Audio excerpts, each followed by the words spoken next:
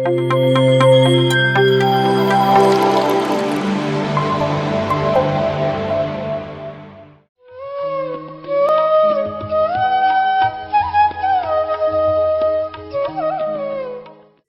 ನಮಸ್ಕಾರ. ನನ್ನ ಆತ್ಮಗುರುಗಳಾದ ಬ್ರಹ್ಮರ್ಷಿ ಪಿತಾಮಹ ಸುಭಾಷ್ ಪತ್ರಿಜಿಯವರಿಗೆ ಕೃತಜ್ಞತಾಪೂರ್ವಕ ನಮನಗಳನ್ನು ಸಲ್ಲಿಸ್ತಾ, ನನಗೆ ಜನ್ಮ ಕೊಟ್ಟ ನನ್ನ ತಂದೆ ತಾಯಿಯರನ್ನು ನೆನೆಯುತ್ತಾ, ಹಿಂದಿನ ಸಂಚಿಕೆಯಲ್ಲಿ ಏನೇನು ತಿಳ್ಕೊಂಡ್ವಿ ಅಂತ ಒಂದು ಸ್ವಲ್ಪ ರಿವೈಸ್ ಮಾಡಿ ಬರೋಣ. ಜ್ಞಾನಕ್ಕಾಗಿ ಭಗವಂತ ಇಂದ್ರಿಯಗಳನ್ನು ಕೊಟ್ಟ, ಅದರ ಬಳಕೆಯ ಸ್ವಾತಂತ್ರ್ಯನೂ ನಮಗೆ ಬಿಟ್ಟ. ಹಾಗಾಗಿ ದೃಶ್ಯೇಂದ್ರಿಯಗಳಾದ ಕಣ್ಣುಗಳಿಂದ, ಶ್ರವಣೇಂದ್ರಿಯ ಕಿವಿಗಳಿಂದ, ಘ್ರಾಣೇಂದ್ರಿಯ ಮೂಗಿನಿಂದ, ನಾಲ್ಗೆಯಿಂದ ರುಚಿ ಯಾವ್ಯಾವ ರೀತಿಯಲ್ಲಿ ನಮ್ಮಿಂದ ತಪ್ಪಾಗಬಹುದು ಅಥವಾ ನಮ್ಮಿಂದ ತಪ್ಪಾಗಿ ಬಳಕೆಯಾಗಿರಬಹುದು ಅಂತಾನೋ ಜ್ಞಾನೇಂದ್ರಿಯ ಮತ್ತು ಕರ್ಮೇಂದ್ರಿಯ ಕುರಿತು ಸಾಕಷ್ಟು ವಿಚಾರಗಳನ್ನು ತಿಳ್ಕೊಂಡ್ವಿ. ಈ ದಿನ 5ನೇ ಇಂದ್ರಿಯ ವಸ್ತುವಾದ ಸ್ಪರ್ಶದಿಂದ ಯಾವ್ಯಾವ ರೀತಿಯ ತಪ್ಪುಗಳು ಕುಕರ್ಮಗಳಾಗಬಹುದು ಅಂತ ನೋಡೋಣ. ಸ್ಪರ್ಶೇಂದ್ರಿಯ ಚರ್ಮ. ಪೋಷಕರು ಮಕ್ಕಳ ಮೇಲಿನ ಪ್ರೀತಿಯನ್ನು, ಮಮತೆಯನ್ನು, ಮೆಚ್ಚುಗೆಯನ್ನು ಪ್ರದರ್ಶಿಸೋದೇ ಮಕ್ಕಳನ್ನು ಮುದ್ದಾಡೋ ಮೂಲಕ. ಮಕ್ಕಳು ಬಿದ್ದು ಗಾಯ ಮಾಡಿಕೊಂಡಾಗ, ಅಳ್ತಾ ಇರುವಾಗ ಸಮಾಧಾನ ಮಾಡೋದು ಕೂಡ ಮಕ್ಕಳನ್ನು ಎತ್ಕೊಂಡೇ ತೊಡೆಯ ಮೇಲೆ ಕೂರಿಸ್ಕೊಂಡೇ ಆ ಸ್ಪರ್ಶದಿಂದ, ಸಮಾಧಾನದ ಮಾತುಗಳಿಂದಲೇ ಮಕ್ಕಳ ನೋವು ದುಃಖ ಕಡಿಮೆ ಆಗೋದು. ಸಂಗ್ರಹಿಸಿದ ಭಾವನೆಗಳನ್ನು, ಪ್ರೀತಿಯನ್ನು ಟಚ್ ಮೂಲಕ ವ್ಯಕ್ತಪಡಿಸೋ ಮೂಲಕನೇ ಸ್ನೇಹ ಸಂಬಂಧವನ್ನು ಪ್ರಕಟಪಡಿಸೋದು. ಕುಟುಂಬಗಳಲ್ಲಿ, ನೈತಿಕ ಸ್ನೇಹ ಸಂಬಂಧಗಳಲ್ಲಿ ಇದು ಸಹಜ ಆರೋಗ್ಯಕರ ಇಂದ್ರಿಯ ಪ್ರಕ್ರಿಯೆ ಕೂಡ.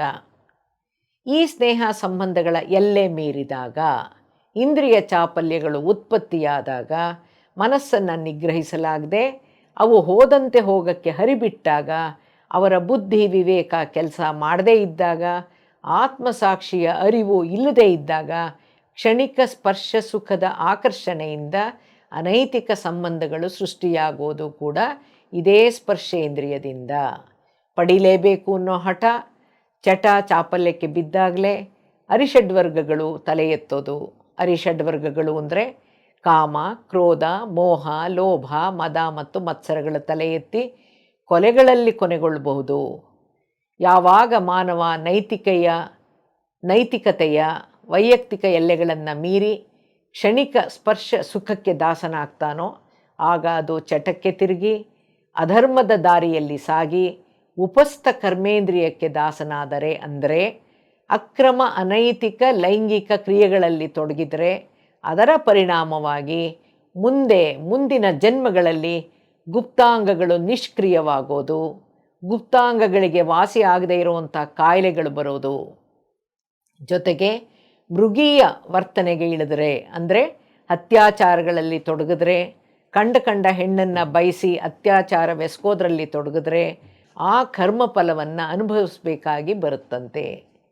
ಭಗವದ್ಗೀತೆಯ 3ನೇ ಅಧ್ಯಾಯದಲ್ಲಿ ಶ್ಲೋಕ 34ರಲ್ಲಿ ಈ ಕರ್ಮ ಸಂಬಂಧದಿಂದ, ಬಂಧನದಿಂದ ಬಿಡುಗಡೆ ಹೇಗೆ ಹೊಂದಬಹುದು ಅಂತ ಬರೆದಿದೆ ಅಂದರೆ, ಇಂದ್ರಿಯಸ್ಯೇಂದ್ರಿಯಸ್ಯಾರ್ಥೆ ರಾಗದ್ವೇಷೌ ವ್ಯವಸ್ಥಿತೌ ತಯೋರ್ನ ವಶಮಾಗಶ್ಚೇತ್ತೌ ಹ್ಯಸ್ಯ ಪರಿಪಂಥಿನೌ ಅಂತ ಇದೆ. ಅಂದರೆ ಪ್ರತಿಯೊಂದು ಇಂದ್ರಿಯ ಮತ್ತು ಇಂದ್ರಿಯಾರ್ಥ ವಿಷಯದಲ್ಲಿ ರಾಗದ್ವೇಷಗಳು ಅಡಗಿ ಸ್ಥಿತವಾಗಿರುತ್ತೆ. ಮನುಷ್ಯನು ಇಂದ್ರಿಯಗಳ ವಶವಾಗಬಾರ್ದು. ಏಕೆಂದರೆ ರಾಗದ್ವೇಷಗಳೇ ಅವನ ಶ್ರೇಯಸ್ಸಿನ ಮಾರ್ಗದಲ್ಲಿ ವಿಘ್ನವನ್ನುಂಟು ಮಾಡುವಂಥ ಮಹಾಶತ್ರುಗಳಾಗಿವೆ ಅಂತ ಅದರ ಅರ್ಥ.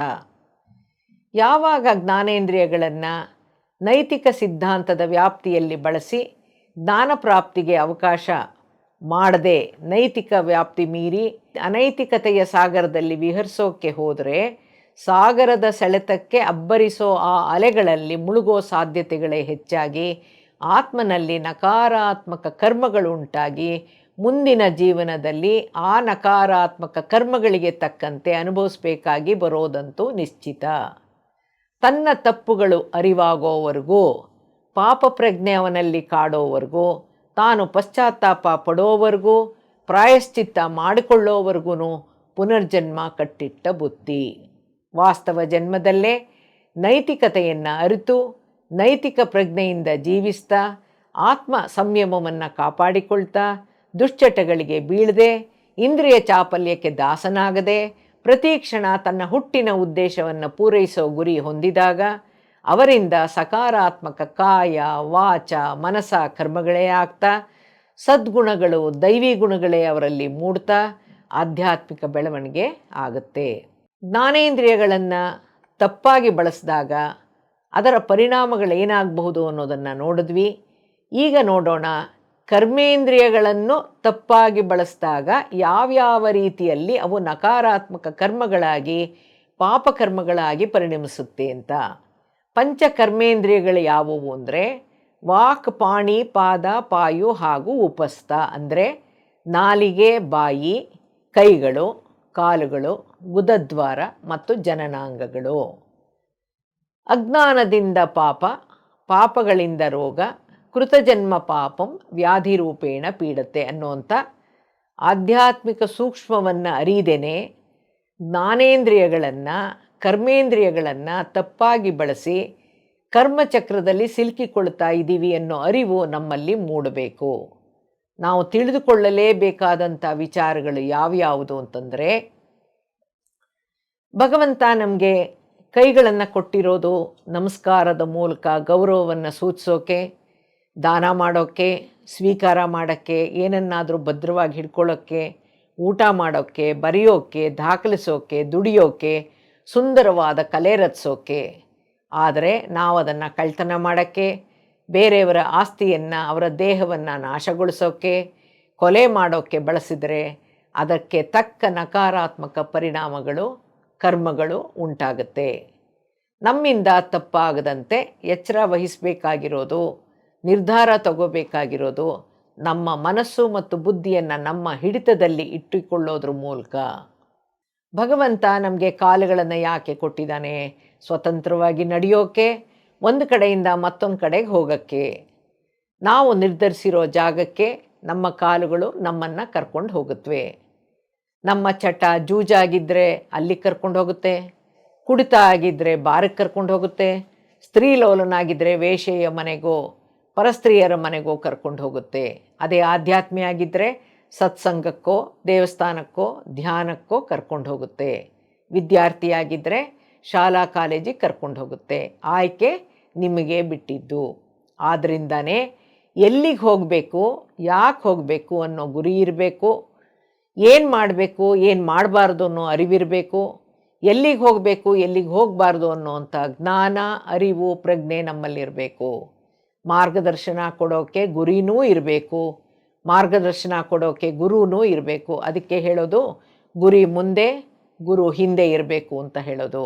ಆದರೆ ನಾವು ನಮ್ಮ ಕಾಲುಗಳನ್ನು ವ್ಯಕ್ತಿಯನ್ನು, ಪ್ರಾಣಿ ಪಕ್ಷಿಗಳನ್ನು ಹಿಂಸಿಸೋಕೆ, ಒದೆಯೋಕೆ, ತುಳಿಯೋಕೆ ಬಳಸಿದರೆ, ಇಂದ್ರಿಯ ಚಪಲ ಚಟಗಳನ್ನು, ಲೈಂಗಿಕ ಆಸೆಗಳನ್ನು ತೀರಿಸ್ಕೊಳ್ಳೋ ಜಾಗಗಳಿಗೆ ಹೋಗೋಕ್ಕೆ ಬಳಸಿದರೆ ಎರಡು ರೀತಿಯ ನಷ್ಟ ಉಂಟಾಗುತ್ತೆ.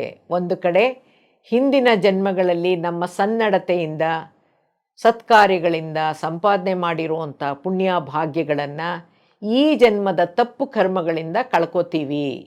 ಮತ್ತೊಂದು ನಷ್ಟ ಯಾವುದು ಅಂದರೆ, ನಿಮಗೆ ಕರ್ಮ ಸಿದ್ಧಾಂತ ಗೊತ್ತಿದೆಯೋ ಇಲ್ವೋ, ಪುನರ್ಜನ್ಮದಲ್ಲಿ ನಂಬಿಕೆ ಇದೆಯೋ ಇಲ್ವೋ, ಪ್ರತಿ ನಕಾರಾತ್ಮಕ ಕರ್ಮದ ಪರಿಣಾಮಗಳನ್ನು ಅನುಭವಿಸಿಯೇ ತೀರಬೇಕು. ಅದಕ್ಕೆ ಶಾರ್ಟ್ಕಟ್ ಮೆಥಡ್ ಯಾವುದೂ ಇಲ್ಲವೇ ಇಲ್ಲ, ಇರೋದಿಲ್ಲ. ಕರ್ಮಗಳಲ್ಲೂ ಕೂಡ ಎರಡು ರೀತಿ ಇರುತ್ತೆ. ಒಂದು ಅನುಭವಿಸಿಯೇ ಕರ್ಮವನ್ನು ಸವಸೋದು, ಮತ್ತೊಂದು ಧ್ಯಾನದಿಂದ, ಜ್ಞಾನದಿಂದ, ಪರಿವರ್ತನೆಯಿಂದ, ಪಶ್ಚಾತ್ತಾಪ ಪ್ರಾಯಶ್ಚಿತ್ತದಿಂದ, ದಾನ ಧರ್ಮಗಳಿಂದ, ಧ್ಯಾನ ಜ್ಞಾನ ಪ್ರಚಾರದಿಂದ, ಸೇವೆಯ ಮೂಲಕ ಕರ್ಮಗಳನ್ನು ಸವೆಸಬಹುದಾಗಿದೆ. ಮುಂದಿನ ಕರ್ಮೇಂದ್ರಿಯ ನಾಲಿಗೆ. ನಾಲಿಗೆ ಅನ್ನೋದು ರುಚಿಯನ್ನು ಗ್ರಹಿಸೋಕೆ ಇರೋ ಇಂದ್ರಿಯವಾದರೂ ನಾಲಿಗೆಯನ್ನು ವಾಕಿಂದ್ರಿಯ ಅಂತ ಕೂಡ ಕರೀತಾರೆ. ನಾಲಿಗೆಯ ಜೊತೆ ಒಂದು ಧ್ವನಿ ಪೆಟ್ಟಿಗೆ, ವೋಕಲ್ ಕಾರ್ಡ್ ಕೂಡ ಬೇಕು. ನಾಲಿಗೆ ಇರೋರೆಲ್ರಿಗೂ ಮಾತು ಇಲ್ಲದೆ ಇರಬಹುದು, ಕಿವಿ ಕೇಳದಿದ್ದರೆ ಮಾತು ಬರೋಲ್ಲ ಅನ್ನೋದು ಇದೆ. ನಮ್ಮ ಅನಿಸಿಕೆಗಳನ್ನು, ಭಾವನೆಗಳನ್ನು ಮಾತಿನ ರೂಪದಲ್ಲಿ ಅಭಿವ್ಯಕ್ತಗೊಳಿಸೋಕೆ, ಅಂದರೆ ಎಕ್ಸ್ಪ್ರೆಸ್ ಮಾಡೋಕ್ಕೆ ಇರುವಂಥ ಸದಾವಕಾಶವೇ ವಾಕ್ಶಕ್ತಿ. ಅದನ್ನು ಸದ್ಬಳಕೆ ಮಾಡಿಕೊಂಡ್ರೆ ಬೆಳವಣಿಗೆ, ಸತ್ಕರ್ಮ, ದುರ್ಬಳಕೆ ಮಾಡಿಕೊಂಡ್ರೆ ದುಷ್ಕರ್ಮ, ಅವನತಿ, ಅಧೋಗತಿ ಪ್ರಾಪ್ತಿ. ಮದ, ಸೇಡು, ಅಹಂಕಾರವನ್ನು ಸೂಚಿಸುವಂಥ ಕೆಟ್ಟ ಮಾತುಗಳನ್ನಾಡೋದು ಬಾಯಿ ಮತ್ತು ನಾಲಿಗೆ. ಸುಳ್ಳು ಹೇಳೋದು, ಮಾತಿನಿಂದ ನಂಬಿಸಿ ಮೋಸ ಮಾಡೋದು, ಮಾತಿನಿಂದ ಬೇರೆಯವರನ್ನು ನೋಯಿಸೋದು, ಅವಮಾನ ಮಾಡೋದು, ಆದ ಅವಮಾನದಿಂದ ಆತ್ಮಹತ್ಯೆ ಮಾಡಿಕೊಳ್ಳೋದಕ್ಕೆ ಕಾರಣವಾಗೋದು, ಇವೆಲ್ಲನೂ ಮಾನವನಿಂದಾಗುವಂಥ ವಾಚಾಕರ್ಮಗಳು. ಅದಕ್ಕೆ ಹೇಳೋದು ಮಾತೆ ಮುತ್ತು, ಮಾತೆ ಮೃತ್ಯು ಅಂತ ಹೇಳೋದು. ಚಪಲಕ್ಕೆ ಕಾರಣವಾಗಿರೋದು ಘ್ರಾಣೇಂದ್ರಿಯವಾದ ಮೂಗು ಹಾಗೂ ನಾಲಿಗೆ. ರುಚಿ ತಿಳಿಯೋದು ನಾಲಿಗೆಯಲ್ಲಿ, ಪರಿಮಳ ಗ್ರಹಿಸೋದು ಮೂಗಿನಲ್ಲಿ. ಅಕ್ಕಪಕ್ಕದ ಮನೆಯಲ್ಲಿ ಅಕ್ಕಿ ರೊಟ್ಟಿ ಮಾಡ್ತಾ ಇದ್ದರೆ, ಚಕ್ಲಿ ಕರಿತಾ ಇದ್ದರೆ ಅದರ ಪರಿಮಳ ಸವಿದ ಕುಟುಂಬದ ಸದಸ್ಯರು ಏನು ಹೇಳ್ತಾರೆ, ನಮ್ಮನೇಲಿ ಚಕ್ಲಿ ಮಾಡಿ ಎಷ್ಟು ದಿನ ಆಯಿತು ಅಂತ ಒಬ್ಬರಂದರೆ, ಮತ್ತೊಬ್ಬರು ಅಮ್ಮ ನಾಳೆ ಅಕ್ಕಿ ರೊಟ್ಟಿ ಮಾಡಮ್ಮ ಅಂತ ಮೂಗಿನ ಮೂಲಕ ಘ್ರಾಣಿಸಿ ಆ ಪರಿಮಳ ನಾಲಿಗೆಗೆ ಚಪಲ ಉಂಟು ಮಾಡುತ್ತೆ. ಭಗವದ್ಗೀತೆಯಲ್ಲಿ 3 ರೀತಿಯ ಆಹಾರಗಳ ಬಗ್ಗೆ ಉಲ್ಲೇಖ ಇದೆ: ತಮಸಿಕ, ರಜಸಿಕ ಹಾಗೂ ಸಾತ್ವಿಕ. ಆಹಾರಕ್ಕೂ, ಕರ್ಮಕ್ಕೂ, ಅಧೋಗತಿಗಿಳಿಯಕ್ಕೂ, ಆಧ್ಯಾತ್ಮಿಕ ಬೆಳವಣಿಗೆಗೂ ಸಂಬಂಧ ಇದೆ. ಮನುಷ್ಯನ ಸ್ವಭಾವಕ್ಕೂ ಅವನ ನಡವಳಿಕೆಗೂ ಆಹಾರಕ್ಕೂ ನೇರವಾದ ಸಂಬಂಧ ಇದೆ. ಮನಸ್ಸಿನ ಸ್ಥಿತಿಗೂ ಬುದ್ಧಿಶಕ್ತಿಗೂ ಆಹಾರಕ್ಕೂ ನೇರವಾದ ಸಂಬಂಧ ಇದೆ. ಹಾಗಾಗಿ ನಾವು ಯಾರ ಮನೆಯಲ್ಲಿ ಯಾರ ಕೈನ ಊಟ ತಿಂಡಿ ತಿಂತೀವಿ, ನೀರು ಕುಡಿತೀವಿ ಅನ್ನೋದು ಕೂಡ ಬಹಳ ಮುಖ್ಯ. ವ್ಯಕ್ತಿಯ ವೃತ್ತಿ, ಸ್ವಭಾವ, ಅವನ ದಿನನಿತ್ಯ ಜೀವನದ ಕರ್ಮಗಳ ಪ್ರಭಾವ ಅವರ ಮನೆಯಲ್ಲಿ, ಅವರ ಮನೆಯ ನೀರು ಆಹಾರದಲ್ಲಿರುತ್ತೆ ಅನ್ನೋಕ್ಕೆ ಒಂದು ಕಥೆ ಇದೆ. ಒಬ್ಬ ಸನ್ಯಾಸಿ ಕಾಡಿನಲ್ಲಿ ರಾತ್ರಿ ಪ್ರಯಾಣ ಮಾಡ್ತಾ ಇರ್ತಾನೆ. ಸಾಯಂಕಾಲ ಕತ್ಲೆ ಆದ್ದರಿಂದ ಒಂದು ಗುಡಿಸಲಿನಲ್ಲಿ ಉಳಿಬೇಕಾಗಿ ಬರುತ್ತೆ. ಗುಡಿಸಲಿನವನು ಸನ್ಯಾಸಿಯನ್ನು ಯಾರೋ ಬಂದರು ಅನ್ನೋದು ಅವನಿಗೆ ಗೊತ್ತಾಗುತ್ತೆ. ಆ ಸನ್ಯಾಸಿ ಅಂತ ನೋಡಿಬಿಟ್ಟು ಅವರನ್ನು ಒಳಗೆ ಕರೆದು ಅನ್ನ ಮತ್ತು ಗಟ್ಟಿ ಮೊಸರನ್ನು ಬಡಿಸ್ತಾನೆ. ಊಟ ಮಾಡ್ತಾನೆ. ತುಂಬ ಸಂತೋಷ ಆಗಿಬಿಡುತ್ತೆ. ರಾತ್ರಿಯೆಲ್ಲ ಅವನ ನಾಲ್ಗೆನಲ್ಲಿ ಮೊಸರಿನ ರುಚಿ ಕಾಡ್ತಾ ಇರುತ್ತೆ. ಮನಸ್ಸಿನಲ್ಲಿ ಈ ಕಾಡಿನಲ್ಲಿ ಇಂಥ ಮೊಸರು ಎಲ್ಲಿಂದ ಬಂತು ಅನ್ನೋ ಪ್ರಶ್ನೆ ಕಾಡ್ತಾ ಇರುತ್ತೆ. ಮಾರನೇ ದಿನ ಬೆಳಗ್ಗೆ ಗುಡಿಸಲಿನ ಸುತ್ತ ಬೆಳಕು ಹರಿತಿದ್ದಾಗ ಎದ್ದು ಸುತ್ತ ನೋಡಿದಾಗ ಅಲ್ಲಿ ಗೊತ್ತಾಗುತ್ತೆ ಒಂದು ಹಸು ಇರುತ್ತೆ. ಬೆಳಕು ಸ್ವಲ್ಪ ಹರಿದಿದ್ದರಿಂದ ಆ ಹಸುವನ್ನು ಬಿಚ್ಚಿಕೊಂಡು ಅಲ್ಲಿಂದ ಹೊರಟು ಅವನು ಯಾವ ಕಡೆಗೆ ಪ್ರಯಾಣ ಮಾಡಬೇಕಿತ್ತೋ ಅಲ್ಲಿಗೆ ಮುಂದುವರಿಸ್ಬಿಡ್ತಾನೆ. ಅವನು ಊರು ತಲುಪಿದಾಗ ಆಗ ಅರಿವು ಬರುತ್ತೆ, ಇದ್ಯಾಕೆ ನನ್ನ ಕೈನಲ್ಲಿ ಹಸುವಿನ ಹಗ್ಗ ಇದೆ ಅಂತ ಅವನಿಗೆ ಅರಿವು ಆವಾಗ ಬರುತ್ತೆ. ನನ್ನ ಜೊತೆಯಲ್ಲಿ ಯಾಕೊಂದು ಹಸು ಇದೆ, ನನ್ನ ಕೈಯಲ್ಲಿ ಯಾಕೆ ಹಗ್ಗ ಇದೆ ಅಂತ ಪ್ರಶ್ನೆಗಳು ಮೂಡುತ್ತೆ. ಆಗ ಜ್ಞಾನೋದಯ ಆಗುತ್ತೆ. ಏನಂತ, ನನಗೆ ಆಶ್ರಯ ಕೊಟ್ಟು ರುಚಿಕರವಾದ ಮೊಸರನ್ನು ಬಡಿಸ್ದವನ ಮನೆಯಿಂದ ನಾನು ಯಾತಕ್ಕೆ ಈ ಹಸುವನ್ನು ತೊಗೊಂಬಂದೆ, ನನ್ನಿಂದ ತಪ್ಪಾಗಿದೆ, ಅವನೇನು ಅಂದ್ಕೊಂಡಾನು ಅಂತ ಅವ್ನು ಕೂಡಲೇ ಹಿಂತಿರುಗಿ ಹಸುವನ್ನು ಹಿಂತಿರುಗಿಸ್ಬಿಡ್ತೀನಿ ಅಂತ ಕ್ಷಮೆ ಯಾಚಿಸ್ಬೇಕು ಅವನ ಹತ್ರ ಅಂತ ಕೇಳಿಕೊಂಡು ಮತ್ತೆ ಅದೇ ಹಸುವಿನ ಜೊತೆಗೆ ಗುಡಿಸಲಿಗೆ ವಾಪಸ್ ಬರ್ತಾನೆ. ಅವನು ಗುಡಿಸಲಿಗೆ ಬಂದುಬಿಟ್ಟು ಹಸುವನ್ನು ಹಿಂತಿರುಗಿಸ್ಬಿಟ್ಟು ಕ್ಷಮೆ ಯಾಚಿಸ್ತಾನೆ. ಅದಕ್ಕೆ ಆಗ ಅವನು ಹೇಳ್ತಾನೆ, ನೀವು ತೊಗೊಂಡು ಹೋಗ್ಯದ ಹಾಗೇನೆ ನಾನು ಇನ್ನೊಂದು ಹಸುನ ತಂದಿದ್ದು, ಬೇರೊಂದು ತರ್ತಾ ಇದ್ದೆ, ನೀವು ಯಾತಕ್ಕೆ ಹಿಂದಿರುಗಿ ಬಂದ್ರಿ ಹಸುನ ವಾಪಸ್ ಕೊಡೋಕ್ಕೆ ಅಂತ ಕೇಳ್ತಾನೆ. ಆಗ ಸನ್ಯಾಸಿಗೆ ಅರ್ಥ ಆಗುತ್ತೆ, ನಾನು ಕಳ್ಳನ ಮನೆಯಲ್ಲಿ ಊಟ ಮಾಡಿದ್ದಕ್ಕೆ ನನಗೂ ಕಳ್ತನ ಮಾಡೋ ಬುದ್ಧಿ ಬಂತು ಅನ್ನೋದು ಆ ಸನ್ಯಾಸಿಗೆ ಅರ್ಥವಾಗುತ್ತೆ. ಹಾಗಾಗೇ ಪರಿಚಯವಿಲ್ಲದೆ ಇರೋರ ಮನೆಯಲ್ಲಿ ಏನನ್ನು ತಿನ್ನಬಾರ್ದು, ಕುಡಿಬಾರ್ದು. ಪರಿಚಯ ಇಲ್ಲದೆ ಇರೋ ಹತ್ರ ಏನೇನೋ ಇಸ್ಕೊಂಡು ತಿನ್ನೋದು, ಕುಡಿಯೋದು, ಅವ್ರ ಹತ್ರ ಸ್ನೇಹ ಭಾವ ಬೆಳೆಸೋದು ಮಾಡಬಾರ್ದು. ಯಾಕೆಂದರೆ ನಮ್ಮ ಔರ ಅನ್ನೋದೇನಿರುತ್ತೋ ಅದು ಎನರ್ಜಿನ ಹೀರ್ಕೊಂಡ್ಬಿಡುತ್ತೆ, ನೆಗೆಟಿವಿಟೀಸ್ನ ಹೀರ್ಕೊಂಡ್ಬಿಡುತ್ತೆ. ಇನ್ನು ಪಾಯು ಇಂದ್ರಿಯ ಅಂದ್ರೇನು, ಮಲವಿಸರ್ಜನೆ, ಉತ್ಸರ್ಗಾಂಗ, ಗುದದ್ವಾರ ಅಂತ ಹೇಳಿದ್ದೆ. ನಾವು ದಿನನಿತ್ಯ ಸೇವಿಸೋ ಆಹಾರದ ತ್ಯಾಜ್ಯ ಅಂದರೆ ವೇಸ್ಟ್ ಆಗಿರೋದನ್ನು ದೇಹದಿಂದ ಹೊರಹಾಕೋ ಕೆಲಸ ಗುದದ್ವಾರ ಮಾಡೋದೇ ಈ ಮಲವಿಸರ್ಜನಾ ಅಂಗ ಗುದದ್ವಾರ. 1-2 ದಿನ ಮಲವಿಸರ್ಜನೆ ಆಗದೇ ಇದ್ದರೆ ಅಥವಾ ಮಲಬದ್ಧತೆ ಆದರೆ ಆ ಕಷ್ಟವನ್ನು ಅನುಭವಿಸಿದವ್ರಿಗೆ ಮಾತ್ರ ಅರ್ಥ ಆಗುತ್ತೆ. ಈ ಕರ್ಮೇಂದ್ರಿಯವು ಸರಿಯಾಗಿ ಕೆಲಸ ಮಾಡದೇ ಇದ್ದರೆ ಕಷ್ಟ. ಸರಿಯಾಗಿ ಕೆಲಸ ಕಾರ್ಯ ನಿರ್ವಹಿಸೋಕ್ಕೆ ಸಾಧ್ಯವಾಗುವಂತಹ ಸರಿಯಾದ ರೀತಿಯ ನಾರುಭರಿತ ಆಹಾರದಿಂದ ಉತ್ತಮ ಶಿಸ್ತುಬದ್ಧ ಜೀವನ ಶೈಲಿಯಿಂದ ಕಾಪಾಡಿಕೊಂಡು ಇತರರಿಗಾಗಲಿ ಪ್ರಕೃತಿಗಾಗಲಿ ಹಾನಿಯುಂಟು ಮಾಡದಂತೆ ಕಾಪಾಡಿಕೊಳ್ಳಲೇಬೇಕಾದ ಅತಿ ಮುಖ್ಯ ಅಂಗ ಕರ್ಮೇಂದ್ರಿಯ ಗುದದ್ವಾರ. 5ನೇ ಕರ್ಮೇಂದ್ರಿಯ ಉಪಸ್ಥ ಇಂದ್ರಿಯ. ಮೂತ್ರ ವಿಸರ್ಗ ಜನನೇಂದ್ರಿಯಗಳು. ಈ ಸಂತಾನೋತ್ಪತ್ತಿಯ ಅಂಗ ನವಜೀವವನ್ನು ಸೃಷ್ಟಿ ಮಾಡೋ, ಕುಟುಂಬದ ಪೀಳಿಗೆಯನ್ನು ಸಂತತಿಯನ್ನು ಬೆಳೆಸುವಂಥ ಇಂದ್ರಿಯ ಜೆನೈಟಲ್ ಆರ್ಗನ್ಸ್ ಶಿಶ್ನ ಮತ್ತು ಯೋನಿ. ಈ ಕರ್ಮೇಂದ್ರಿಯದಿಂದ ತಪ್ಪಿಸ್ಕೋದು ಸರ್ವೇ ಸಾಮಾನ್ಯವಾಗಿ ಬಿಟ್ಟಿದೆ. ಒಡ ಹುಟ್ಟಿದವರು ಅಂತ ಪರಿಗಣಿಸದೆ, ಹೆತ್ತ ತಾಯಿ ಅನ್ನದೆ, ಅಪ್ರಾಪ್ತ ಬಾಲೆಯರನ್ನೂ ಬಿಡದೆ ಅತ್ಯಾಚಾರ ನಡೀತಾ ಇದೆ. ಘೋರ ತಪ್ಪುಗಳಾಗ್ತಾ ಇವೆ.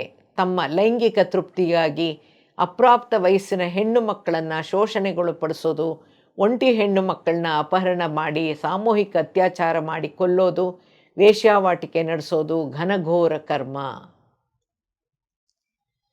ಈ ಅನೈತಿಕವಾದ ಸಂಬಂಧಗಳಲ್ಲಿ ಅನೈತಿಕ ಲೈಂಗಿಕ ಕ್ರಿಯೆಯಲ್ಲಿ ತೊಡಗೋದು, ಅಸಹಜ ಲೈಂಗಿಕ ಕ್ರಿಯೆಯಲ್ಲಿ ತೊಡಗೋದು, ಪ್ರಕೃತಿಯ ವಿರುದ್ಧವಾಗಿ ನಡ್ಕೊಳ್ಳೋದು ಖಂಡಿತ ತಪ್ಪು.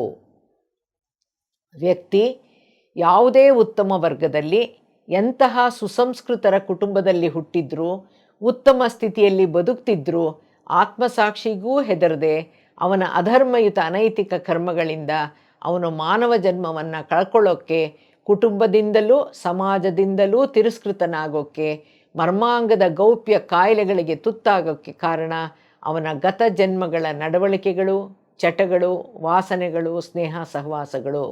ಯಾರು ಸಾಂಗತ್ಯ ಸುಖಕ್ಕೆ ದಾಸರಾಗಿ ಲೈಂಗಿಕ ಸುಖಕ್ಕಾಗಿ ಪ್ರಾಣಿಗಳಂತೆ ವರ್ತಿಸ್ತಾ ಇರ್ತಾರೋ ಅವರು ಮುಂದಿನ ಜನ್ಮದಲ್ಲಿ ಮತ್ತೆ ಪ್ರಾಣಿಗಳಾಗಿ, ಅದರಲ್ಲೂ ಹೆಣ್ಣು ಬೀದಿ ನಾಯಿಗಳಾಗಿ ಹುಟ್ಟುತ್ತಾರೆ ಅಂತ ಉದಯ TV ಕಥಾಸಾರ ಕಾರ್ಯಕ್ರಮದಲ್ಲಿ ರೂಪಶ್ರೀ ಮೇಡಮ್ ಅನ್ನೋರು ಹೇಳಿದರು. ಪ್ರಾಣಿಗಳಲ್ಲಿ ವಿಜೃಂಭಿಸೋದು ಅದೇ ಕಾಮ, ಅದೇ ಸೆಕ್ಸುಯಲ್ ಡಿಸೈರ್ ಅಂತ ತೈತ್ತಿರೀಯ ಉಪನಿಷತ್ತಿನಲ್ಲಿದೆಯಂತೆ. ಭಗವದ್ಗೀತೆಯ 3ನೇ ಅಧ್ಯಾಯದ 43ನೇ ಶ್ಲೋಕದ ಮೂಲಕ ಅಸಾಧಾರಣ ಕಾಮವೆಂಬ ಶತ್ರುವನ್ನು ಕೊಂದು ಹಾಕುವಂತೆ ತಿಳಿಸಿದ್ದಾನೆ. ಏವಂ ಬುದ್ಧೇಹೇ ಪರಂ ಬುದ್ಧ್ವಾ ಸಂಸ್ತಭ್ಯಾತ್ಮ ನಮಾತ್ಮನಃ ಅಂತ ಇದೆ. ಅಹಿಶತ್ರು ಮಹಾಬಾಹೋ ಕಾಮರೂಪಂ ದುರಾಸದಂ ಅಂತ. ಅಂದರೆ ಆತ್ಮವು ಬುದ್ಧಿಗಿಂತ ಶ್ರೇಷ್ಠ ಅನ್ನೋದನ್ನು ಅರ್ಥ ಮಾಡಿಕೊಂಡು ಉನ್ನತ ಆತ್ಮನಿಂದ ಕೆಳಗಿನ ಆತ್ಮವನ್ನು, ಮನಸ್ಸು ಮತ್ತು ಬುದ್ಧಿಯನ್ನು ನಿಗ್ರಹಿಸಬೇಕು. ಅಂದರೆ ಉತ್ತಮ ಆತ್ಮ ಅಂತಂದರೆ ಉತ್ತಮ ಆತ್ಮ, ಕೆಳಗಿನ ಆತ್ಮ ಅಂದರೆ ಇಂದ್ರಿಯಗಳು ಮತ್ತು ಬುದ್ಧಿ ಇರುತ್ತೆ, ಅದನ್ನು ಕಂಟ್ರೋಲ್ ಮಾಡ್ಕೋಬೇಕು. ಆತ್ಮಜ್ಞಾನದ ಮೂಲಕ ಕಾಮ ಅನ್ನೋಂಥ ಈ ಅಸಾಧಾರಣ ಶತ್ರುವನ್ನು ಕೊಲ್ಲಬೇಕು ಅಂತ ಶ್ರೀಕೃಷ್ಣ ಹೇಳಿದ್ದಾನೆ. ಇದನ್ನೇ ಕಠೋಪನಿಷತ್ತಿನಲ್ಲಿ ರಥದ ಮಾದರಿಯ ಸಹಾಯದಿಂದ ಬಹಳ ಸುಂದರವಾಗಿ, ಕಾಲ್ಪನಿಕವಾಗಿ, ಅರ್ಥಪೂರ್ಣವಾಗಿ ವಿವರಿಸಲಾಗಿದೆ. ಹೇಗೆ ಅಂದರೆ, 5 ಕುದುರೆಗಳು ರಥವನ್ನು ಎಳೀತಾ ಇದೆ. ಲಗಾಮು ಕುದುರೆಯ ಬಾಯಲ್ಲಿದೆ. ಲಗಾಮಿನ ಒಂದು ತುದಿ ಸಾರಥಿಯ ಕೈಯಲ್ಲಿದೆ. ರಥದಲ್ಲಿ ಹಿಂದೆ ಒಬ್ಬ ಪ್ರಯಾಣಿಕ ಇದ್ದಾನೆ. ಈ ಸಾದೃಶ್ಯದಲ್ಲಿ ರಥವು ಮಾನವನ ದೇಹ, 5 ಕುದುರೆಗಳು ಪಂಚೇಂದ್ರಿಯಗಳು, ಕುದುರೆಯ ಬಾಯಲ್ಲಿರೋ ಲಗಾಮು ಮನಸ್ಸು, ಸಾರಥಿ ಬುದ್ಧಿ, ಹಿಂದೆ ಕುಳಿತಿರೋ ಪ್ರಯಾಣಿಕನೇ ಆತ್ಮ. ಆ ರಥ ಓಡಬೇಕಾಗಿರೋದು ಯಾರಿಗೋಸ್ಕರ? ಪ್ರಯಾಣಿಕನಿಗಾಗಿ ಓಡಬೇಕು. ಹಾಗಾಗಿ ಪ್ರಯಾಣಿಕನು ಸಾರಥಿಗೆ ಸೂಕ್ತ ನಿರ್ದೇಶನ ಕೊಡದೇ ಇದ್ದಾಗ ಆತ್ಮ ಬುದ್ಧಿಗೆ ನಿರ್ದೇಶಿಸಬೇಕು. ಅದು ನಿರ್ದೇಶಿಸದೇ ಇದ್ದಾಗ, ಕುದುರೆಗಳನ್ನು ಸಾರಥಿ ನಿಯಂತ್ರಿಸದೇ ಇದ್ದಾಗ, ಅಂದರೆ ಇಂದ್ರಿಯಗಳನ್ನು ಬುದ್ಧಿ ನಿಯಂತ್ರಿಸದಿದ್ದಾಗ, ಕುದುರೆಗಳು ಲಗಾಮಿನ ಹಿಡಿತ ಸಾಧಿಸಿ ಇಂದ್ರಿಯಗಳು ರಥದ ದಿಕ್ಕನ್ನು ನಿರ್ಧರಿಸಿದಾಗ ಆತ್ಮಕ್ಕೆ ಇಂದ್ರಿಯಗಳ ವಿಕಾರ ಅನುಭವಗಳನ್ನು ಅನುಭವಿಸಬೇಕಾಗಿ ಬರುತ್ತೆ. ಹಾಗಾಗಿ ನಮ್ಮ ಬುದ್ಧಿಗೆ ತರಬೇತಿ ಕೊಡಬೇಕು. ಆ ಬುದ್ಧಿಯು ಮನಸ್ಸು ಮತ್ತು ಇಂದ್ರಿಯಗಳನ್ನು ಆಳೋ ಮೂಲಕ ರಥವು ಕಲ್ಯಾಣದ ದಿಕ್ಕಿನಲ್ಲಿ ಸಾಗಕ್ಕೆ ಸಾಧ್ಯ. ಉನ್ನತ ಸ್ವಯಂ ಅಂದರೆ ಆತ್ಮ ಪ್ರಯಾಣಿಕ, ಕೆಳಗಿನ ಸ್ವಯಂ ಆಗಿರೋ ಇಂದ್ರಿಯಗಳನ್ನು, ಮನಸ್ಸು ಮತ್ತು ಬುದ್ಧಿಯನ್ನು ನಿಯಂತ್ರಿಸೋಕ್ಕೆ ಸಾಧ್ಯ. ಇವೆಲ್ಲ ಸಾಧ್ಯ ಆತ್ಮಜ್ಞಾನದಿಂದ. ಆತ್ಮಜ್ಞಾನ ಪ್ರಾಪ್ತಿಯಾಗೋದು ಆನಾಪಾನಸತಿ ಧ್ಯಾನದಿಂದ. ಅದನ್ನೇ ಧ್ಯಾನದಿಂದ ಜ್ಞಾನ ಅನ್ನೋದು. ಅಜ್ಞಾನದಿಂದ ಮಾಡಿಕೊಳ್ಳೋ ಅವಾಂತರಕ್ಕೆ ಅವರವರೇ ಜವಾಬ್ದಾರಿ. ವಿದ್ಯಾವಂತರಾಗಿಯೂ ಜ್ಞಾನವಂತರಾಗಿಯೂ ಕರ್ಮ ಸಿದ್ಧಾಂತವನ್ನು ತಿಳಿದು ತೋರಿಕೆಗೆ ಆಧ್ಯಾತ್ಮಿಕ ಆಚರಣೆಗಳಲ್ಲಿ ತೊಡಗಿದ್ದು, ದೊಡ್ಡ ದೊಡ್ಡ ಆಶ್ರಮಗಳನ್ನು ಹುಟ್ಟುಹಾಕಿ ಆಧ್ಯಾತ್ಮದ ಹೆಸರಿನಲ್ಲಿ ಅಕ್ರಮ, ಅಧರ್ಮದ, ಅನೈತಿಕ ಲೈಂಗಿಕ ಚಟುವಟಿಕೆಯಲ್ಲಿ ತೊಡಗಿ ಜೈಲಿನಲ್ಲಿರುವಂಥ ವ್ಯಕ್ತಿಗಳ ಬಗ್ಗೆನೂ ಕೇಳಿದ್ದೀವಿ, TV ಯಲ್ಲಿ ನೋಡಿದ್ದೀವಿ. ಈ ರೀತಿಯ ತಪ್ಪೆಸಗಿದವರು ತಪ್ಪೆಸಗ್ತಾ ಇರೋರು, ಅನೈತಿಕ ದುಷ್ಕೃತ್ಯಗಳಲ್ಲಿ ಅಥವಾ ಅಂತಹ ಚಟಗಳಲ್ಲಿ ಭಾಗಿಯಾಗಿರೋರು, ಬಾಯಲ್ಲಿ ಆಧ್ಯಾತ್ಮಿಕತೆಯನ್ನು ವೇದಿಕೆಯಲ್ಲಿ ಪ್ರಚಾರ ಮಾಡ್ತಾ ಇರೋರು, ದುರಾಲೋಚನೆಯಲ್ಲಿ ಅನೈತಿಕ ಹಾಗೂ ಅಧರ್ಮದ ಚಟುವಟಿಕೆಯಲ್ಲಿ ತೊಡಗಿರೋರು ಈಗಲಾದರೂ ಈ ಒಂದು ವಿಡಿಯೋ ನೋಡಿ ಎಚ್ಚೆತ್ತುಕೊಳ್ಳಬಹುದು. ಇದೇ ಜನ್ಮದಲ್ಲಿ ತಪ್ಪುಗಳನ್ನು ತಿದ್ದಿಕೊಳ್ಳೋ ಪ್ರಯತ್ನವನ್ನಾದರೂ ಮಾಡಬಹುದು ಅನ್ನೋದು ನನ್ನ ಅನಿಸಿಕೆ. ಅನೈತಿಕ ದುಷ್ಕೃತ್ಯಗಳಲ್ಲಿ ಅಥವಾ ಅಂತಹ ಚಟಗಳಲ್ಲಿ ಭಾಗಿಯಾಗಿರೋರು ಒಂದು ವೇಳೆ ಮುಂದೆ ಮಾನವನಾಗೇ ಜನ್ಮ ಪಡೆದ್ರೂ ಈ ಜನನಾಂಗಗಳು ನಿಷ್ಕ್ರಿಯವಾಗಿ ಆ ಉಪಸ್ಥ ಇಂದ್ರಿಯ ಸುಖಕ್ಕೆ ಅನರ್ಹನಾಗಿ ಕೌಟುಂಬಿಕ ಸುಖಕ್ಕೆ ಯೋಗ್ಯನಲ್ಲದವನಾಗೋದಂತೂ ಖಂಡಿತ ಅಂತಾನೋ, ಯಾವ್ಯಾವ ಅಂಗಗಳನ್ನು ದುರುದ್ದೇಶದಿಂದ ತಪ್ಪಾಗಿ ಅತಿ ಹೆಚ್ಚಾಗಿ ಅನೈತಿಕವಾಗಿ ಅಸಹಜವಾಗಿ ಬಳಸ್ತಾರೋ ಅವರ ಆಯಾ ಅಂಗಗಳು ಮುಂದಿನ ಜನ್ಮದಲ್ಲಿ ಕಾರ್ಯನಿರ್ವಹಿಸದ ಹಾಗೋ ನಿಷ್ಕ್ರಿಯವಾಗಿಯೋ ಇರುತ್ತೆ ಅಂತಾನೋ, ಅಂತಹವರ ಪತ್ನಿಯರು ಪರಪುರುಷನ ಸ್ನೇಹ ಬೆಳೆಸಿದ್ರೂ ಹೊಂದಿದ್ರೂ ಏನೂ ಮಾಡಲಾಗದಂತಹ ಅಸಹಾಯಕ ಸ್ಥಿತಿಯಲ್ಲಿರಬೇಕಾಗತ್ತೆ ಅಂತ ಎಡ್ಗರ್ ಕೇಸಿ ಹೇಳಿದ್ದಾನೆ, ದಾಖಲಿಸಿದ್ದಾನೆ. ಹಾಗಾಗಿ ನಾವು ತುಂಬ ಎಚ್ಚರಿಕೆಯಿಂದ ಜೀವಿಸಬೇಕು. ಯಾಕೆಂದರೆ ಮುಂದೆ ನಮ್ಮ ಪೀಳಿಗೆಗೆ ನಾವೇ ಪಿತೃಗಳು.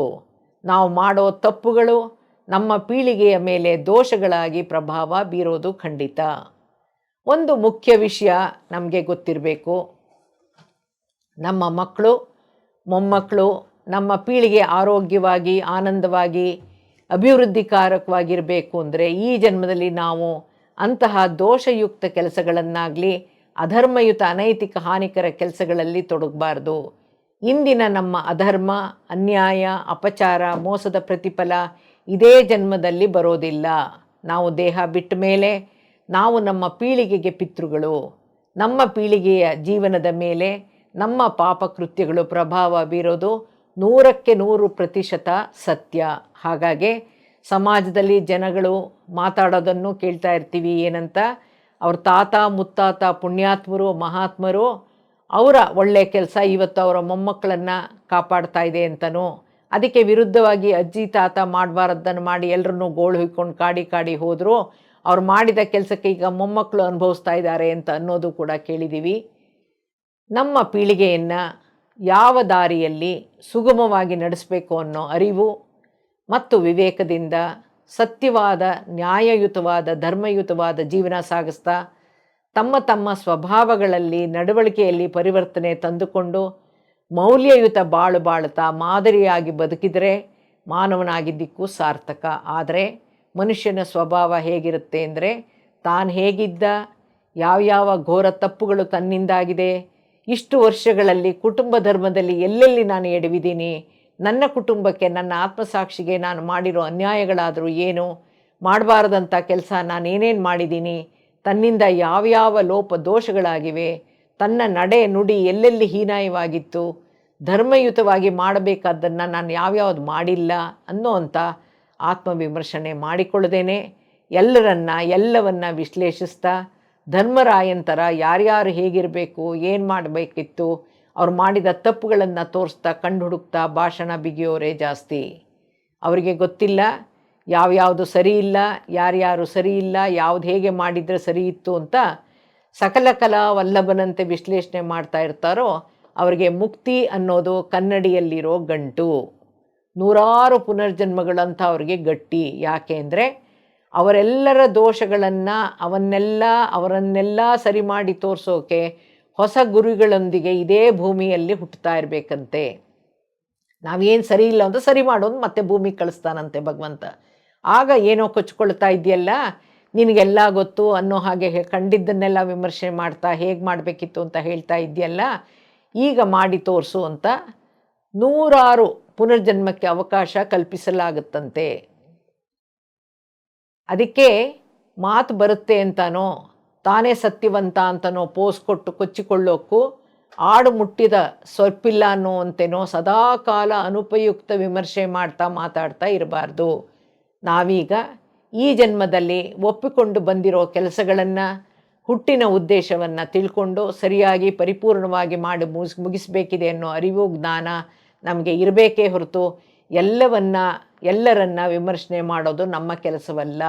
ಅವೆಲ್ಲವೂ ನಮ್ಮ ಶಕ್ತಿ ಸಾಮರ್ಥ್ಯವನ್ನು ನಮ್ಮ ಸಮಯವನ್ನು ಕಳೆದುಕೊಳ್ಳುವಂಥ ವ್ಯರ್ಥ ಕ್ರಿಯೆ, ನಮ್ಮನ್ನು ಅಧೋಗತಿಗೆ ತಗೊಂಡು ಹೋಗುವಂಥ ಕ್ರಿಯೆ ವಾಕ್ದೋಷ ಅಂತ ಪತ್ರಿ ಸರ್ ಹೇಳ್ತಾ ಇದ್ರು. ಅದಕ್ಕೆ ಇರಬೇಕು ಹಿರಿಯರು ಹೇಳ್ತಾ ಇದ್ದಿದ್ದು, ಮಾಡಿದವರು ಪಾಪ ಆಡಿದವರ ಬಾಯಲ್ಲಿ ಅಂತ. ನಮ್ಮ ಮನೆಗಳಲ್ಲಿ ನಮ್ಮ ಪಾಪಕರ್ಮಗಳನ್ನು ನಮ್ಮ ಕುಟುಂಬದ ಸದಸ್ಯರು ಅವರ ನಾಲ್ಗೆ ಮೇಲೆ ತಗೊಂಡು ನಮ್ಮ ಕರ್ಮವನ್ನು ಸವಿಸ್ತಾ ಇರ್ತಾರೆ ಅಂದಮೇಲೆ ಇದೇ ಲಾಜಿಕ್ ನಾವು ಮೂರನೇ ವ್ಯಕ್ತಿಯನ್ನು ಎಲ್ಲವನ್ನ ವಿಶ್ಲೇಷಿಸ್ತಾ ಯಾರ್ಯಾರು ಹೇಗಿರಬೇಕು, ಏನು ಮಾಡಬೇಕಿತ್ತು, ಅವ್ರು ಮಾಡಿದ ತಪ್ಪುಗಳನ್ನು ತೋರಿಸ್ತಾ ಕೂತಾಗಲೂ ಅವರುಗಳ ಕರ್ಮವನ್ನು ನಿಮ್ಮ ಮೇಲೆ ಎಳ್ಕೊಳ್ತಾ ಇದ್ದೀರೋ ಅನ್ನೋ ಪ್ರಜ್ಞೆ ಅರಿವು ನಿಮ್ಮಲ್ಲಿ ಇರಬೇಕು ಅಂತ ಪತ್ರಿ ಸರ್ ಎಚ್ಚರಿಸ್ತಾ ಇದ್ದರು. ಪತ್ರಿ ಸರ್ ಹೇಳ್ತಾ ಇದ್ದರು, first learn what is necessary for your spiritual growth ಅಂತ ಹೇಳ್ತಾ ಇದ್ರು. Do your job perfectly, understand the purpose of this incarnation, no comments on anyone, no judgments on others, no interferes in others lifes ಅಂತ ಹೇಳ್ತಾ ಇದ್ರು. ಪತ್ರಿ sir ಹೇಳಿದ್ರು, ಮಾನವನಿಗೆ 2 ರೀತಿಯ ಜೀವನಗಳಿರುತ್ತೆ, ಅವು ಪ್ರಾಪಂಚಿಕ ಜೀವನ ಮತ್ತು ಆಧ್ಯಾತ್ಮಿಕ ಜೀವನ ಅಂತ. ಪ್ರಾಪಂಚಿಕ ಜೀವನದಿಂದ ಆಧ್ಯಾತ್ಮಿಕ ಜೀವನಕ್ಕೆ ಹೋಗಬೇಕಿದ್ರೆ 3 ರೀತಿಯ ಇಂದ್ರಿಯಗಳನ್ನು ಅಂದರೆ 5 ಜ್ಞಾನೇಂದ್ರಿಯಗಳನ್ನು, 5 ಕರ್ಮೇಂದ್ರಿಯಗಳನ್ನು, ಉಭಯೇಂದ್ರಿಯವಾದ ಮನಸ್ಸನ್ನು ನಿಯಂತ್ರಿಸಿಕೊಂಡು ಆನಾಪಾನಸತಿ ಧ್ಯಾನದ ಮೂಲಕ ನಮ್ಮ ಒಳಗೆ ನಾವು ಆಂತರಿಕವಾಗಿ ಪ್ರಯಾಣ ಮಾಡಬೇಕು ಅಂತ ಹೇಳ್ತಾ ಇದ್ರು. ಇಂದ್ರಿಯಗಳ ಬಳಕೆ, ಮನಸ್ಸಿನ ನಿಯಂತ್ರಣ ಹಾಗೂ 2 ರೀತಿಯ ಜೀವನ ಪಯಣದ ಬಗ್ಗೆ ಆಧ್ಯಾತ್ಮಿಕ ಶಾಸ್ತ್ರ ತಿಳಿಸ್ಕೊಡುತ್ತೆ, ಮಾರ್ಗದರ್ಶಿಸುತ್ತೆ ಅಂತ. ಇಂದ್ರಿಯಗಳಿಗೆ ಇದು ಬಹಳ ಮುಖ್ಯವಾದ ವಿಚಾರ. ಇಂದ್ರಿಯಗಳಿಗೆ ಕಾಯಿಲೆ ಏಕೆ ಬರುತ್ತೆ, ಇಂದ್ರಿಯಗಳ ಕಾರ್ಯಕ್ಷಮತೆಯಲ್ಲಿ ಯಾವಾಗ ವ್ಯತ್ಯಾಸಗಳು ಉಂಟಾಗುತ್ತೆ ಅನ್ನೋ ಪ್ರಶ್ನೆಗೆ ಉತ್ತರ ಯೋಗ ತತ್ವಶಾಸ್ತ್ರ ವಿವರಿಸುತ್ತೆ. ಯೋಗ ತತ್ವಶಾಸ್ತ್ರದ ಪ್ರಕಾರ 3 ಕಾರಣಗಳಿಂದ ನಮ್ಮ ಇಂದ್ರಿಯಗಳ ಮೇಲೆ ಪರಿಣಾಮ ಬೀರುತ್ತೆ. ಹೀನ, ಅತಿ, ಕರ್ಮ. ಹೀನ ಅಂದರೆ ಅದು ಇಂದ್ರಿಯ ಅಂಗದಲ್ಲಿಯೇ ಕೊರತೆ ಇರೋದು, ದುರ್ಬಲ್ಯವಿದ್ದಾಗ ಇಂದ್ರಿಯ ಅರ್ಥಗಳಲ್ಲಿ ನ್ಯೂನ್ಯತೆ ಕಂಡು ಬರಬಹುದು. ಜನನದಿಂದಲೇ ಕಳಪೆ ದೃಷ್ಟಿ, ಕಿವುಡುತನ ಇರ್ಬೋದು, ಮಾತಿಲ್ಲದಿರೋದು, ಅಂಗವಿಕಲತೆ ಇತ್ಯಾದಿ ಇರಬಹುದು. ಅಥವಾ ಆಘಾತದಿಂದ ಅಥವಾ ಅಪಘಾತದಿಂದನೂ ಆಗಬಹುದು. ಸೋಂಕಿನಿಂದ, ಪೌಷ್ಟಿಕಾಂಶದ ಕೊರತೆಯಿಂದ ಅಥವಾ ವಯಸ್ಸಿಗೆ ಸಂಬಂಧಪಟ್ಟಿರುವಂಥದ್ದು ಇರಬಹುದು. ಅಥವಾ ಪರಿಸರ ಮಾಲಿನ್ಯದ ಪ್ರಭಾವದಿಂದ ಅಲರ್ಜಿ ಆಗಬಹುದು, ಅಸ್ತಮಾ ಕೂಡ ಬರಬಹುದು, ಗತಜನ್ಮದ ಪಾಪಕೃತ್ಯದ ಪರಿಣಾಮನೂ ಇರಬಹುದು. 3 ಕಾರಣಗಳಲ್ಲಿ ಮೊದಲನೇದಾಯಿತು. 2ನೇದು ಅತಿ ಅಂದರೆ ಅವಶ್ಯಕತೆಗಿಂತ ಹೆಚ್ಚಾಗಿ ವಿಕೃತ ಭಾವನೆಯಿಂದ ಅಥವಾ ಮಾನಸಿಕ ಪ್ರಕ್ಷುಬ್ಧತೆಯಿಂದ ಅಂದರೆ ಮೆಂಟಲ್ ಡಿಸ್ಟರ್ಬೆನ್ಸ್ ಅಥವಾ ಅಜಿಟೇಷನ್ನಿಂದ, ಇಂದ್ರಿಯಗಳ ಅತಿಯಾದ ಬಳಕೆಯಿಂದ ಇಂದ್ರಿಯಗಳಿಗೆ ಹಾನಿ ಉಂಟಾಗಬಹುದು, ಕಾಯಿಲೆ ಬರಬಹುದು. ಅತಿಯಾದ ಬೆಳಕು, ಶಬ್ದ, ಅಲ್ಟ್ರಾವೈಲೆಟ್ ಕಿರಣಗಳು, ಅತಿಯಾದ ಆಹಾರ ಸೇವನೆ, ಅತಿಯಾದ ಅನೈತಿಕ ಚಟಗಳು, ಅನಾರೋಗ್ಯಕರ ಅಭ್ಯಾಸಗಳು ಇಂದ್ರಿಯಗಳನ್ನು ಹಾನಿಗೊಳಿಸ್ಬೋದು. 3ನೇ ಕಾರಣ ಕರ್ಮ. ವ್ಯಕ್ತಿಯ ಹಿಂದಿನ ಜನ್ಮಗಳ ಕರ್ಮದ ಪ್ರಭಾವ ಇಂದ್ರಿಯಗಳ ಕಾರ್ಯನಿರ್ವಹಣೆಯ ಮೇಲೆ ಪರಿಣಾಮ ಬೀರುವಂಥದ್ದಿರ್ಬೋದು. ಅದು ವಿವಿಧ ಸಮಸ್ಯೆಗಳಿಗೆ, ದುರ್ಬಲತೆಗಳಿಗೆ ಕಾರಣವೂ ಆಗಿರಬಹುದು. ಆಧ್ಯಾತ್ಮಿಕವಾಗಿ ಯಾವುದೇ ಕರ್ಮದ ಹಿಂದೆ, ಕಾರ್ಯದ ಹಿಂದೆ ಅದಕ್ಕೊಂದು ಕಾರಣ ಇರುತ್ತೆ, ಆ ಕಾರ್ಯಕ್ಕೊಂದು ಪರಿಣಾಮ ಇರುತ್ತೆ. ಅದು ಪುಣ್ಯವೂ ಆಗಬಹುದು, ಪಾಪವೂ ಆಗಬಹುದು. ಅದನ್ನು ಅನುಭವಿಸೋಕ್ಕೆ ಮತ್ತೆ ಮತ್ತೆ ಹುಟ್ಟಲೇಬೇಕು.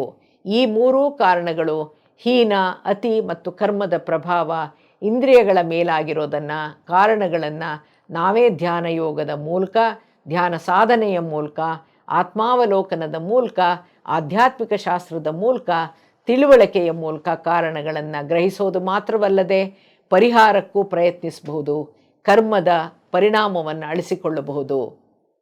ಇಲ್ಲೊಂದು ಹೊಸ ವಿಚಾರವನ್ನು ಹೇಳೋಣ. ತ್ರಿಗುಣಗಳಿಗೂ ಇಂದ್ರಿಯಗಳಿಗೂ ಹೇಗೆ ಸಂಬಂಧ ಇದೆ ಅನ್ನೋದನ್ನು ಹಿಂದೂ ತತ್ವಶಾಸ್ತ್ರದಲ್ಲಿ ಭಗವದ್ಗೀತೆಯಲ್ಲಿ ತ್ರಿಗುಣಗಳ ಉಲ್ಲೇಖ ಇದೆ. ಸತ್ವ, ರಜಸ್ ಮತ್ತು ತಮಸ್ ಅನ್ನೋ ಮಾನವನಲ್ಲಿ ಪ್ರಕಟವಾಗೋ ಈ 3 ಗುಣಗಳು, ಈ ಗುಣಗಳಿಗೂ ಇಂದ್ರಿಯಗಳಿಗೂ ಸಂಬಂಧ ಇದೆ. ತ್ರಿಗುಣಗಳಿಗೂ ಜ್ಞಾನೇಂದ್ರಿಯಗಳಿಗೂ ಸಂಬಂಧ ಹೇಗಿದೆ ಅಂದರೆ, ಸತ್ವಗುಣ ಶುದ್ಧತೆ ಮತ್ತು ಸಾಮರಸ್ಯವನ್ನು ಸೂಚಿಸುತ್ತೆ, ಸ್ಪಷ್ಟತೆ, ತಿಳುವಳಿಕೆ ಮತ್ತು ಬುದ್ಧಿವಂತಿಕೆಯನ್ನು ಪ್ರತಿನಿಧಿಸುತ್ತೆ. ಸತ್ವಗುಣವು ದೃಶ್ಯ ಜ್ಞಾನೇಂದ್ರಿಯ ಕಣ್ಣಿಗೆ ಮತ್ತು ಮನಸ್ಸಿನೊಂದಿಗೆ ಸಂಬಂಧಿಸಿದೆ. ರಜೋಗುಣ ಚಟುವಟಿಕೆಯನ್ನು, ಉತ್ಸಾಹವನ್ನು ಸೂಚಿಸುತ್ತೆ. ಚಲನೆ ಮತ್ತು ಸಂವೇದನಾ ಅನುಭವವನ್ನು ಪ್ರತಿನಿಧಿಸುತ್ತೆ. ರಜಸ್ ಗುಣವು ಶ್ರವಣೇಂದ್ರಿಯವಾದ ಕಿವಿಗಳಿಗೆ, ಸ್ಪರ್ಶೇಂದ್ರಿಯವಾದ ಚರ್ಮಕ್ಕೆ ಮತ್ತು ರುಚಿ ಇಂದ್ರಿಯವಾದ ನಾಲಿಗೆಗೆ ಸಂಬಂಧಿಸಿದೆ. ತಮೋಗುಣ ಜಡತ್ವವನ್ನು ಸೂಚಿಸುತ್ತೆ, ಕತ್ತಲೆಯನ್ನು ಸೂಚಿಸುತ್ತೆ, ನಿಶ್ಚಲತೆಯನ್ನು, ಅಜ್ಞಾನವನ್ನು ಮತ್ತು ವಸ್ತು ಬಾಂಧವ್ಯವನ್ನು ಪ್ರತಿನಿಧಿಸುತ್ತೆ. ತಮೋಗುಣವು ಘ್ರಾಣೇಂದ್ರಿಯವಾದ ಮೂಗಿಗೆ, ಜನನಾಂಗಗಳಿಗೆ ಸಂಬಂಧಿಸಿದೆ. ತ್ರಿಗುಣಗಳಿಗೂ ಕರ್ಮೇಂದ್ರಿಯಗಳಿಗೂ ಇರೋ ಸಂಬಂಧ ಏನು?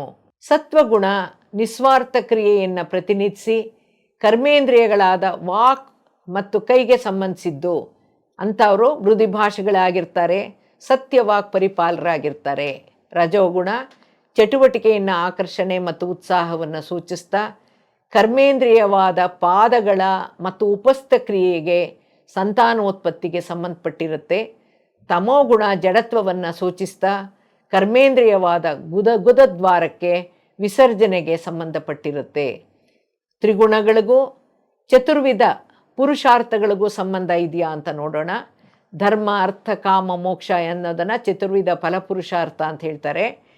ಸತ್ವ, ರಜಸ್ ಮತ್ತು ತಮಸ್ ಅನ್ನುವಂಥ ಈ ಮೂರು ಗುಣಗಳು ಇಷ್ಟಾರ್ಥಗಳಿಗೆ ಪ್ರೇರಣೆಗಳು.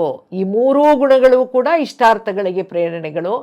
ತಮಸ್ಸು ಕಾಮವನ್ನು, ರಜಸ್ಸು ಐಶ್ವರ್ಯ ಗಳಿಕೆಯನ್ನು, ಸಾತ್ವಿಕವು ಧರ್ಮ ಮತ್ತು ಮೋಕ್ಷವನ್ನು ಪ್ರೇರೇಪಿಸುತ್ತೆ. ಕಾಮ ಮತ್ತು ಅರ್ಥವು ಧರ್ಮಕ್ಕೆ ಒಳಪಡಬೇಕು. ಈ ಮೂರು ಗುಣಗಳಲ್ಲಿ ಏರುಪೇರಾದಾಗ ಜೀವದಲ್ಲಿ ಕ್ಲೇಶಗಳು, ದುಃಖಗಳು ಉಂಟಾಗುತ್ತೆ. ಜ್ಞಾನೇಂದ್ರಿಯ ಮತ್ತು ಕರ್ಮೇಂದ್ರಿಯಗಳಿಗೆ ಸಂಬಂಧಿಸಿದ ರೋಗಗಳನ್ನು ತಡೆಗಟ್ಟಬಹುದಾ, ಅದಕ್ಕೆ ಚಿಕಿತ್ಸೆ ಇದೆಯಾ ಅಂತನ್ನಕ್ಕೆ ಆಯುರ್ವೇದ ಚಿಕಿತ್ಸಾ ಪದ್ಧತಿಯಲ್ಲಿ ಸುಶ್ರುತ ಸಂಹಿತೆಯಲ್ಲಿ ಉಲ್ಲೇಖವಿದೆಯಂತೆ. ವ್ಯಕ್ತಿಯಲ್ಲಿ ಸಹಜವಾಗಿ ಪಿತ್ತದೋಷ ಹೆಚ್ಚಾದಾಗಲೂ, ವಾತ ಮತ್ತು ಕಫ ದೋಷ ಅಸಹಜವಾಗಿ ಕಡಿಮೆಯಾದಾಗಲೂ ಇಂದ್ರಿಯಗಳು ದುರ್ಬಲವಾಗುತ್ತಂತೆ. ದೇಹಕ್ಕೆ ಹೊಂದಾಣಿಕೆ ಆಗದೇ ಇರುವಂಥ ವಿರುದ್ಧ ಆಹಾರಗಳ ಸೇವನೆ, ಅಪೌಷ್ಟಿಕಾಂಶ ಆಹಾರ ಸೇವನೆ ಕೂಡ ಇಂದ್ರಿಯಗಳನ್ನು ದುರ್ಬಲ ಮಾಡುತ್ತಂತೆ. ವಾತದೋಷ ಅಸಹಜವಾಗಿ ಹೆಚ್ಚಾದಾಗ ಜ್ಞಾನೇಂದ್ರಿಯಗಳು ನಿಷ್ಕ್ರಿಯವಾಗುತ್ತಂತೆ.